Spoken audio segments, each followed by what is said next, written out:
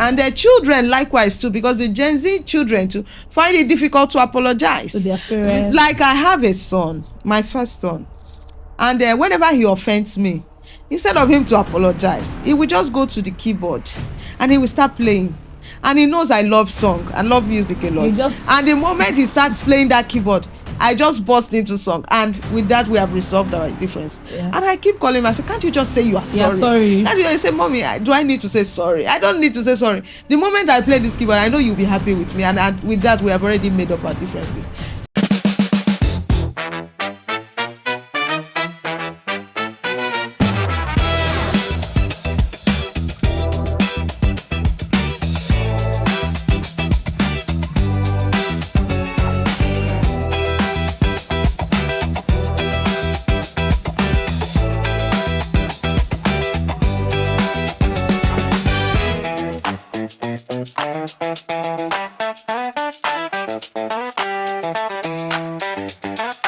Hi guys, welcome to another episode on Letstalkunfiltered. I know you miss us. We too will miss you. We miss you. Welcome to Letstalkunfiltered, where we talk about lifestyle, everything generally. We are not going to edit it. It's what you say we bring out. And on this episode, I have a special guest with me. And mommy, please, can you introduce yourself for us? Let's meet you. My name is Mrs. Salem. By the grace of God, I'm a lawyer, and currently I'm the Secretary for Human Rights, MBA Ikorodu branch, and also the Assistant Secretary for the International Federation of Women Lawyers in Ikorodu branch as well. You can hear mommy. So if you do anything, I'm going to sue you. Anyways, as you can see, mommy, I know that you'll be thinking, what's your topic? But this our topic is called parenting style. Gen Z versus our parents. Mommy, it's me versus you. Like, it's me and you together. So on today's topic, people will be like, in this our Gen Z will not lie. We're always like, I think it's a street daddy. There are things that women are not supposed to say. And our parents, you guys believe that discipline must be obeyed, and we feel like our emotions matter. If you talk to us, if you go and pay for therapy because you already messed with my mental health. But before, you just feel like, no, if I say come here, it's my come and my come. But now we don't believe it's like that. We believe it's harsh. Do you agree with us? Thank you so much for this topic. Well, first of all, I want to state that we are still evolving as a people. Yes, ma'am. And the only thing that is permanent is change.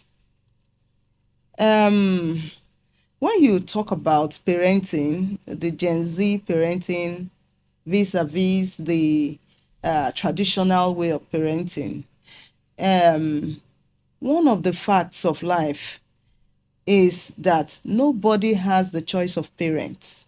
Nobody chose his or her parents. You just came into the world through those parents. And as much as possible, you have to accept them as your parents. So by default, they are your parents. Yes. Now, when we were growing up, we ourselves were born in the 80s. So we were growing up with this reverence for our parents. When your parents say, this is this, whether it's a lie or not, that is what it is. And when you get to school, you have this boldness to say, yes, my parents said this, and that is what it is, irrespective of what any other person is saying about that. But when we come to this Gen Z, this thing, well, it's an innovation that has actually come to stay. Okay. And in Christendom, they say it's end time. But I want to see how we can discuss it, balancing both. Yes. Yes. Now, there's a lot of increase in knowledge. Yes, ma'am. If you look at the internet now, a lot of things are coming up. Children are more interested in how the economy is evolving. Yes. Unlike our time, We didn't have access to mobile phones. Yes. We didn't have access to the internet. We didn't have access to so many things that are now on ground. So this has come to stay, and we have to accept it. Adapt to it. Yes, we have to adapt to it. It's Yes. like, I think before it's like, these are it is, and it must be like that. But now, it is instead of these are it is, like, no, me, I'm not going this way. You people should go. I'm going this way. I'm going this way. Yes. I think that's before. Like my mom used to say that if you want to marry, but yeah, my mom used to tell me that me, I don't eat pepper. Pepper is life. But forget the people don't eat pepper now. You say you will pound yam. Oh, there is machine to pound yam, oh, mommy. In fact, there is everything. You just go to the market to buy it and cook it. It's before that you say that you must learn how to cook. I think now there is everything. When you get to supermarket, there is already prepared banga. Yes. There's already prepared efo. Yes. There's already prepared everything. They are all processed. So you just get there, put it on the fire. Yes. We didn't even have things like microwave then. You had to cook everything you were going to eat. The thing moved from the stage of the firewood to kerosene stove, from kerosene stove. That kerosene stove then used to be like double, this white and red, and from that one moved to gas, and here we are now. Yes. So now there's actually the distinction between the traditional way of bringing up children and the current way of bringing up children. One of them, for example, was the choice of course you were going to study. In those days, you dare not tell them what you want. They will tell you. Your parents will say you have to study this course. You will study medicine because we're a family of the doctors, and because of the family name, whether you have the head for medicine or not, you must go and study that medicine, because what mattered was the family name, not about your choice as an individual. And as per it didn't have anything to do with it as your fulfillment, your career fulfillment as a person. So it was all about the family name, the family culture, the legacy, and all that. So then they had the family also in the olden days parenting, the traditional parenting. And a second distinction between the traditional parenting and the modern day parenting was with respect to authority. Then, like I said, when the parents said something, so be it.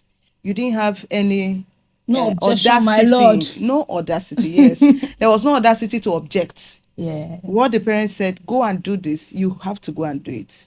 And then the consequences were that if you didn't do it, there was going to be corporal punishment. It had to do with flogging. Yeah. If you don't do it, you'll be flogged. So since you don't want to be flogged, you just have to, cooperate and do the needful. I think our parents believe that they know better because they were here before you. Yes. But, well, anyways, so Mommy, do you believe that those things that our parents call discipline that time, were they really harmful to children? They were not harmful, but I think to some extent they were a bit excessive. I will use the word excessive, because then we had parents that were abusing in the name of discipline. There's a thin line between discipline and abuse. So it gets to a stage where you had crossed the boundaries of discipline, and it now becomes an abuse. Now that child you have flogged, the child now becomes used to the cane. So when you don't beat the child, you won't listen.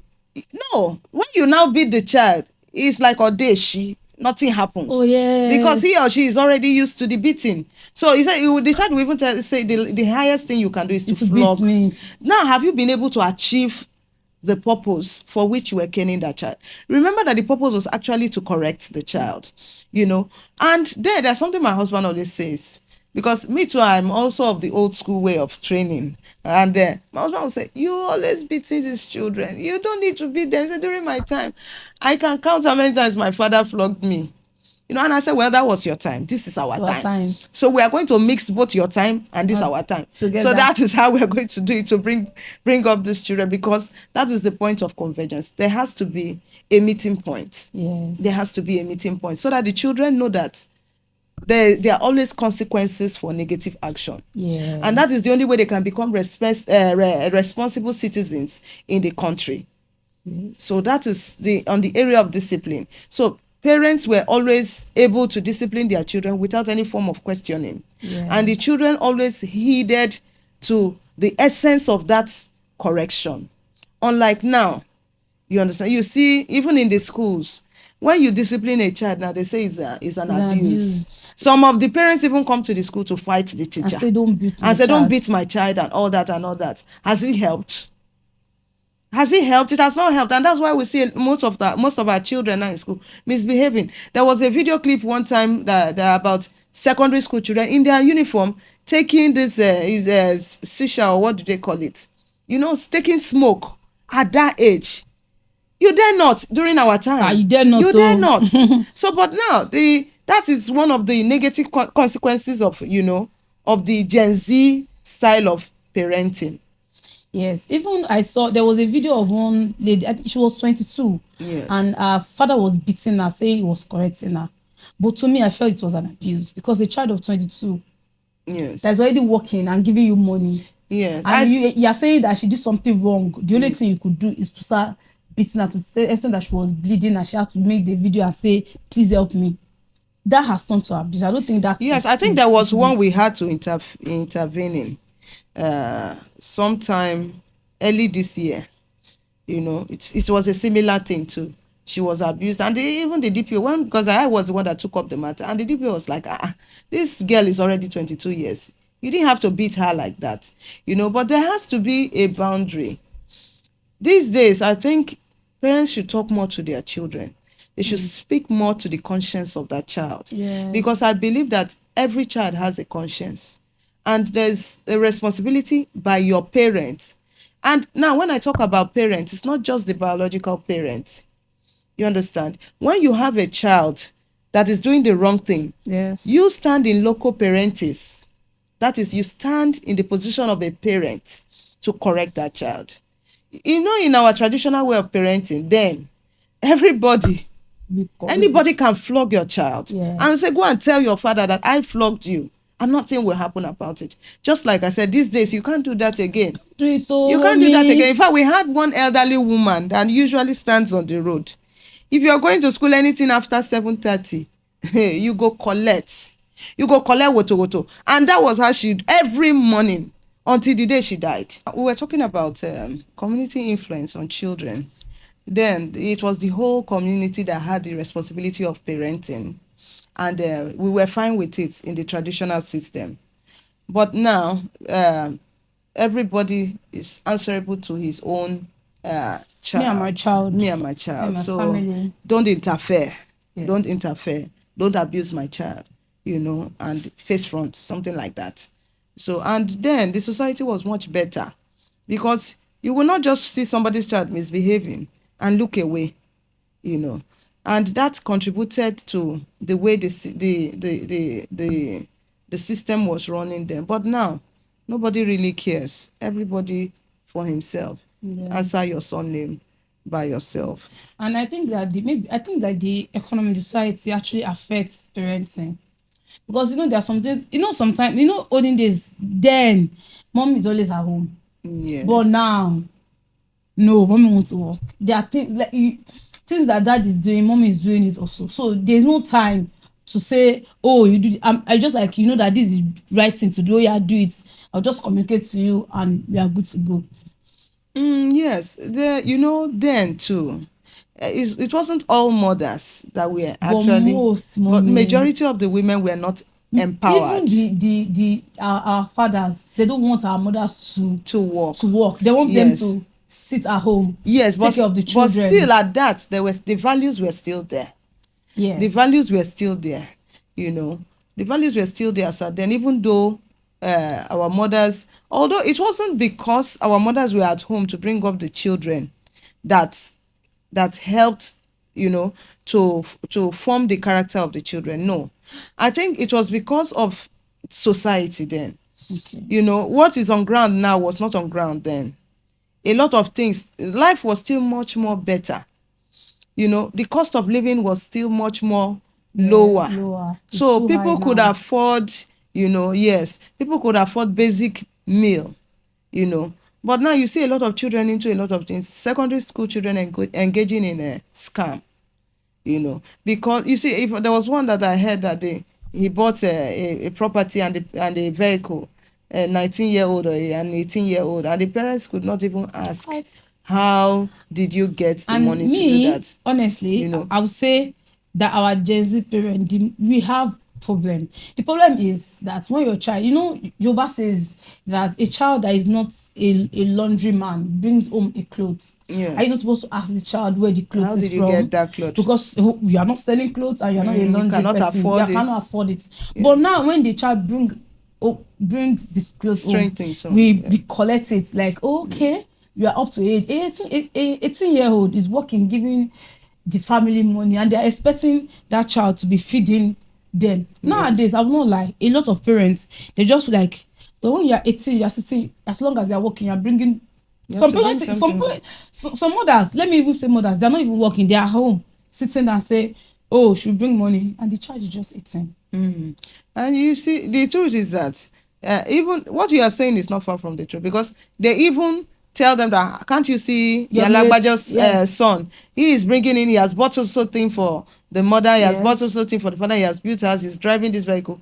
You did not even bother to find out what that child is doing to get such money, and you just want your child, all you know is that your child should just go out there and bring in income for you. Yes. Whereas it's supposed to be the other way around. You are supposed to cater for that child until he or she has gone through the process of education before, you know. But I still attribute those lapses to the economy.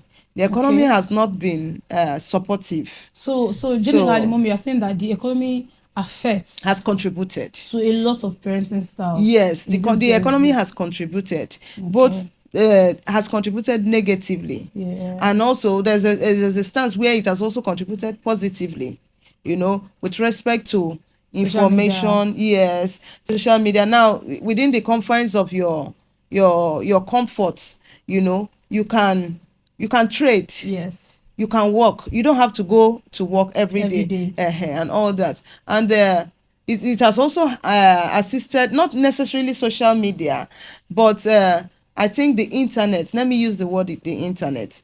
The internet has also assisted with learning. Yes. Some of our children who are serious are learning a lot online. You know, a lot of courses are being taken online. Online courses are being. You don't even have to go to school. You don't have to. Yes. Yes, and I think that took full force during the COVID-19 era. Yes. So that was what really brought in places online like class. Zoom and other social media handles that, you know, that now create awareness for the children. Yes. And also another place where there's a distinction between the traditional system of parenting and also the the Gen Z system is in the aspect of what do you call it? Aspect of independence. Okay. You know, then in our days, you had this, after the training you have received, wherever you find yourself in the world, you can stand without your parents. Yes. In fact, during my time, I processed my secondary school admission. My parents just had to pay, and I went there and I did everything. But now you have to take your child even up to the university level to pay the school fees, to make sure that the child, until the child moves into the hostel, before you can be at rest and say yes. But during our time, we were the ones that did all that. You know, and you see that your parents will just give you the money, go. You may go as far as Maiduguri from Lagos, or as far as Jos from Lagos, because that was where I was my time. And they never came to Jos for one day. And say, let me see. Yes, let me see where my. Because they trusted them. Yes, they knew. That, oh, my you had this independence. That yes, wherever you are, you can always stand on your own. But our Gen Z parents now, they don't have that level of confidence. They'll follow you to wherever you're going to. Register you. Just to be sure. And they didn't have, you know, the children, that has made the children to be over reliant. You know, on so mommy, you feel like we are spoiled? Yes, to some extent. The children are being spoiled. Mommy, but you know we are hardworking. Mommy, to be honest, compare those days with these days. You know we are hardworking. Forget about our bad behavior. You know we are hardworking. Some of you are trying. Some of the Gen Z children are trying. You know, like I said, there's the positive side, and there's also the negative side. So we are just trying, because at the end of the day, there has to be a balance. Yeah. There has to be a balance. You cannot outrightly say the traditional system, is outdated and it did not work. Therefore, the Gen Z should be what is on board. No. There has to be a way where they strike a balance between the both of them, because yes, because they converge at a point, and at the point where they converge still remains very relevant to parental upbringing of every child, as far as Nigeria is concerned. Is concerned. Because why I'm restricting myself to Nigeria, because the way we bring up our children here is different from the way they bring up their children there. There, the moment you strike a child, they'll call 911 for you. But here, I have a friend who just brought her children down, and immediately they got to the airport and they got into the Uber. She gave the child 1, 2, 3, 4, 5 for all the years she could not hit that child. So that is, you can imagine, she was just holding herself, and she said, well, let us reach Nigeria. I will show you. And she insisted that the children will finish their university here in Nigeria before they have the opportunity of going back again.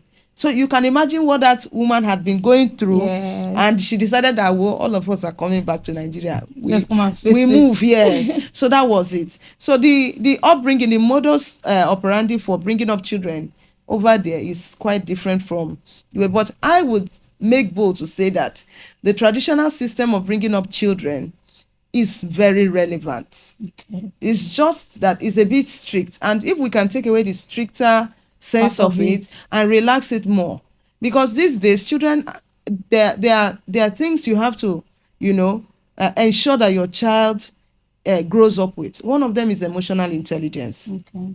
Emotional intelligence. We had a story of a child that was a first class in the UK university, and when she came to Nigeria, somebody just walked up to her and said, your mother said, give me your laptop, give me your phones, and give me your bag. She did not even bother to ask or to confirm from her mother. She handed over everything until the mother came and said, I've been trying to call you since switch off. He said, but you sent somebody to me. And that child was a first class when it comes to, but did not have the requisite wisdom, to live within people of her age. And so many of them are just like that.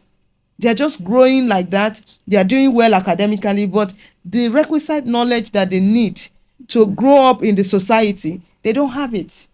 And that was one of the things that the traditional system of parenting was actually inculcating into the lives of the children. So now, mommy, another question. Yes, ma'am. Will you say that you people, because I'll say it's you people. It's all right.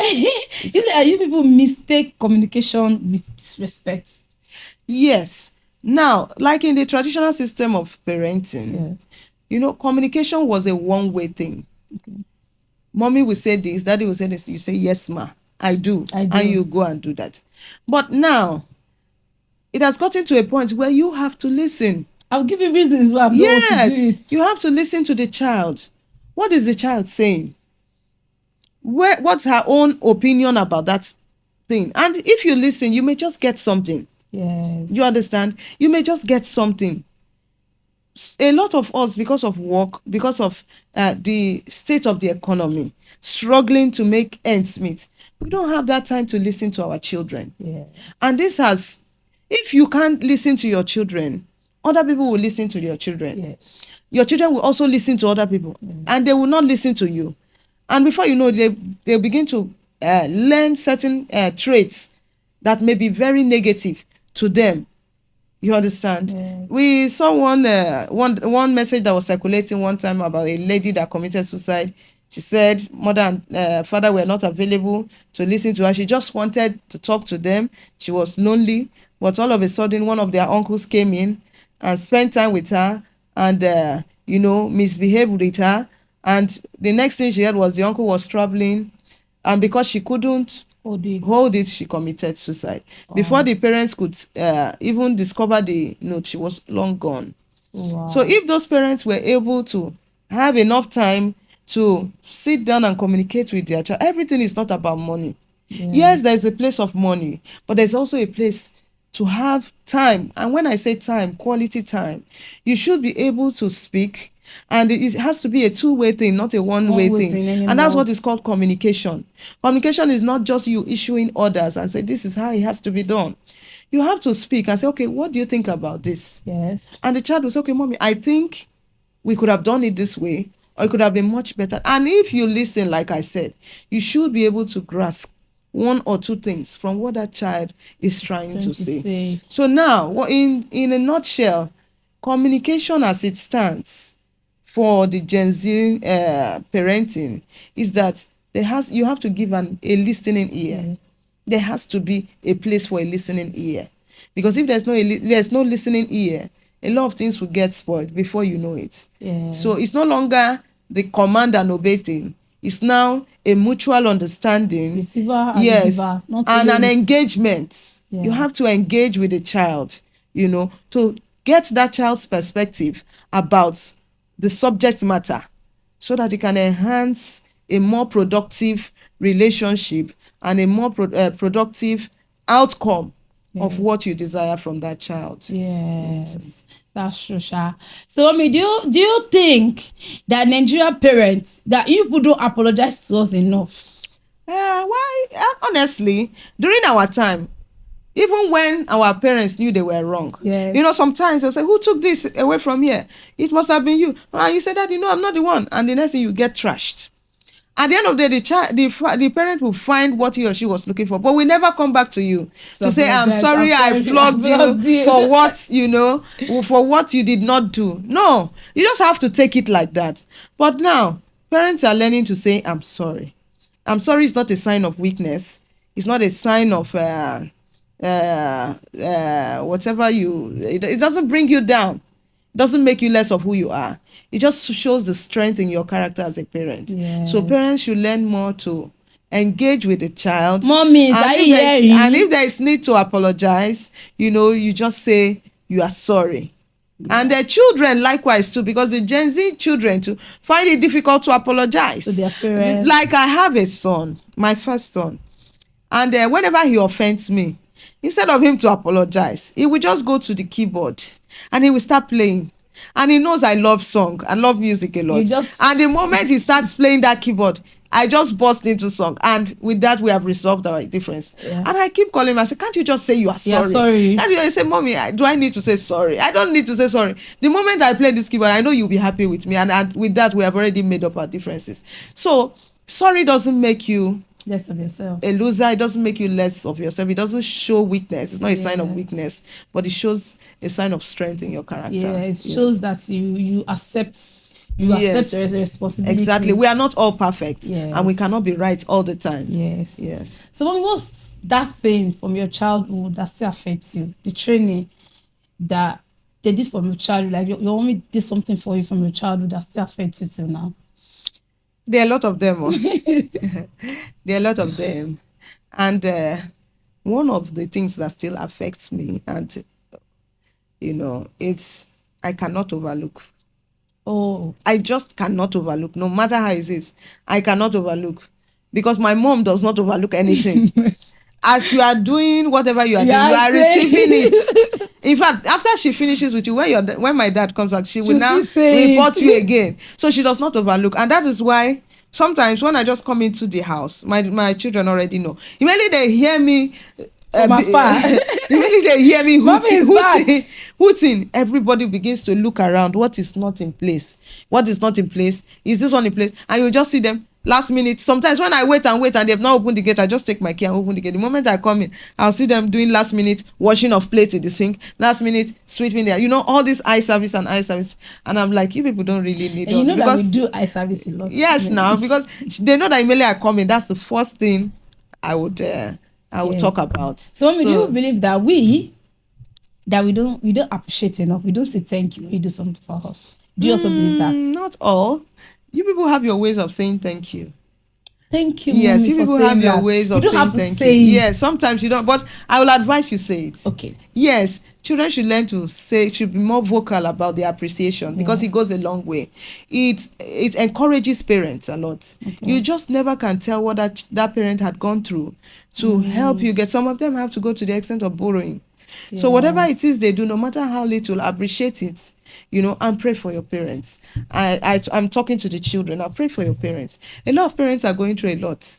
And you just, even psychologically, sometimes they have to go you say you need something and you must get that. School fees, textbooks and all that. All fingers are not equal. Your colleagues might have it, but it might take your parents a longer time to get it for you. So appreciate the little that you get from the parents and pray that God should bless your parents so that the parents can do more. Because I've not seen a parent that hates his or her child. They always want to do what is good for them. Just that they don't have it. They don't have the means and the wherewithal to do that. So let us be appreciative of whatever we receive from our parents, and let us pray for our parents, because the prayers go a long way. That is, we say thank you, God bless you, we appreciate you, and we love you. Thank you so much. So mommy, what is that thing that your parent did to you that you say to your mind and say, I will never do to my child, it will not repeat himself? Like, you understand what I'm trying to say? Like that, there's something that, like, for example, my mom did not train us together, so we grew up in different houses. So to me I say, even if I don't have, my child is going to stay with me because of what I've gone through. Do you understand? So what's that thing that your parent did to you that you now feel like, it will not repeat itself in my own life, my children is not going to go through that thing? Okay, one of the things that my parents did that I wasn't too comfortable with was they were always, especially my mom, she had my elder sister as her favorite and she wasn't hiding it. I think it's almost that. She wasn't hiding it. So I determined within myself that even though I love a particular child, I know the child I love, but the truth is that you cannot help it. No matter how you say you have how many no matter the number of children you have, there must be something about a particular child, that a particular character or trait in that child that endears you more to that child, particularly to that child, other than the others. Yes. So, but you don't have to show it, because the moment you start showing it, begins to cause sibling rivalry. And before you know that, the children will begin to experience some form of negative attitude within themselves, which may not be too good for their upbringing. So that favoritism for my elder sister that my mom had, didn't go down well with me. And I decided in my heart that I will not display it. That no matter the particular child I loved, that the child was not even going to know I loved him or her, and that I was going to make them feel that I love them equally and I would treat them equally. So okay, we are actually coming to the end of this program, because I think you've gotten enough information we used to get. But one thing that I want to ask again, that mommy, what was that thing that you wanted when you were younger and they didn't give you? We have a lot of things anyways. Well, what I wanted, because then I went to I schooled in Surulere, so my friends were always bringing money to school. Okay. My parents never gave me money from primary 1 to primary 6. I never had access to money. 25 kobo, 10 kobo, 1 kobo. Then I never had access to money, But I always had a heart to save.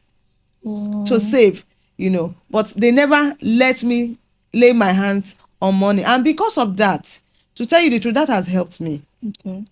Why I say that has helped me is that wherever I have access to money, or you keep money in my custody, by the grace of God, I can boldly say that I will not embezzle that fund.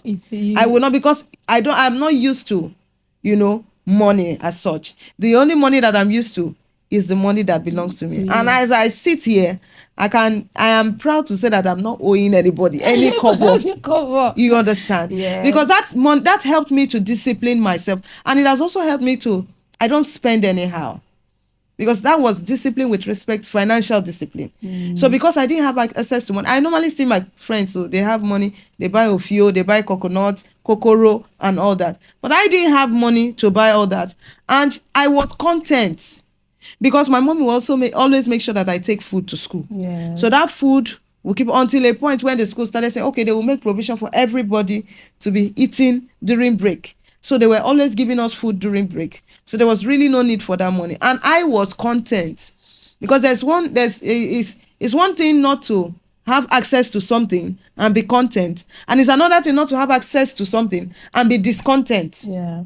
You understand? But that helped me to discipline myself, to discipline my appetite, and to have financial discipline. Yes. So if I have access, especially now that we deal with clients' fund, I cannot misappropriate any You just be client's fund. eating the Yes. money. I cannot do that. Yes. So, Okay. So, mommy, what is one thing, if you could tell your younger self one yes. thing, what would that be? I'll tell my younger self to be more patient. Okay. And to explore emotional intelligence. Okay. Because in fact, when I graduated in SS3, they gave me Miss Blunt because I always said things the way I felt about them. I didn't used to sugarcoat it. And if this is this, I will say it, this is this. And that is one trait that made me lose one or two things, it affected me, because we're in a society where people don't want to hear the truth. They are just contented with what do they call it? They are contented with lies. They are contented with sycophancy. They are sycophants. They don't want to hear the truth. Even some of our children don't want to hear the truth too. Yes. The moment you call them and say, look, the way you are going is the wrong way. They are proud. They don't want to take it from you until maybe when they now hit the rock, and they now come back to you for solace. So one of the things that I know that I did, I was very blunt. But now I believe that even in saying the truth, there are better ways of saying it rather than hitting it on the nail just like that and bringing it out raw. So there are better ways of stating your point without having to offend the other person, and still you have said the truth. Point. So what is that one thing that you don't want the Gen Z parent to lose from the traditional parenting? Okay, one of the things that I think that the Gen Z parents should not lose is their communication skill and their guide. Okay. Then supervision of the child. Very important. Yes, you should be able to know, even though that they have access to internet, we cannot ban them from using the internet, but we should allow them supervised access to the internet. We should be able to know what our children are doing online. With them. Yes, we should be able to discipline our children. Whenever the children does something, there are ways of disciplining the children. It doesn't have to be corporal punishment. So there are ways of disciplining the child. The other time, I wanted to teach my son, because I noticed that he was always reluctant to walk in the house. So I told him, I said, come, let's have a one-on-one conversation. Yes, and when he came into my room, I said, what if you wash my car for every day? And I give you 1,000 for every day. And he quickly accepted it. And to tell you the truth, immediately I come back, he's running to wash that so that he will get that 1,000 naira. And now when I wanted to punish him, I told him, please don't wash my car again. And you don't get 1,000 naira. So with that, I'd been able to, with that 1,000 naira, I was able to buy data. He was able to buy, but when the thing stopped, at least for 1 week, he was broke for 1 week. And he was a broke lord, and that affected him too. And he came back to say he was sorry, that he wanted to resume the washing. In fact, out of those 5 days that I stopped him, he washed the car for 2 days, but he didn't get a cent. So I think I had driven home my point on that. So there are other ways of punishing children without being corporal about it, and they get the message, and they tend to become better people and more responsible in the society. So one last thing before we go. Yes. Mommy, would you rather raise a child that fears you or a child that is safe with you to tell the truth? I think the latter is better. I would rather raise a child that can tell me, that is safe with you. Yes, that is safe with me. Because with the way we raise children then, or the way I was raised, I can't afford to raise my child like that now. Because of what is ongoing now. So now you not argue that they were a little bit strict. Yes, they were strict. Okay. But there has to be, like I said before, and I still maintain my stand, there has to be a balance. Yes. The balance is very important. And there has to be boundaries. Yes. Because a child should be able to talk to the parent with respect. Yes. Even though that there is this engagement between them, you should be able to know that this is your parent, and you can't get to the stage where you say, mommy, fuck off, mommy, daddy, all that. There has to be boundaries, and those boundaries has to be respected, both for the parents, for the children. when your children are becoming teenagers, you just cannot just move into their rooms anyhow. You should be able to knock. You should be able to apologize. So those are the things that have to be in place for there to be a cordial relationship between the parents and the children, whether in the traditional system or whether in the Gen Z parenting system. Thank you. Oh, Mommy, thank you so much. Yes. I wish it's not going to come to a head, but you know what time it is. Yeah. Mommy, thank you so much for coming. Thank you so much for having me here. And I think, in what Mommy I said, I think that really we were just training us how they know how to do it. And I think that they want the best for us. Nobody wants their child to go wayward and everything. They just want the best for us. So, as Mommy said, that we should not take away the traditional parenting style. We should make sure we put the two together. Let's amend it, adjust it, and then we go on, because we have to like go with the economy also and the society. Yes. So if we are using the olden days to train now, it's not going to be balanced. It has to be a way of balancing and amending. Yes. On this episode, I remain your humble host, Adetutu. Please subscribe, like, and share. We love you. See you on next episode.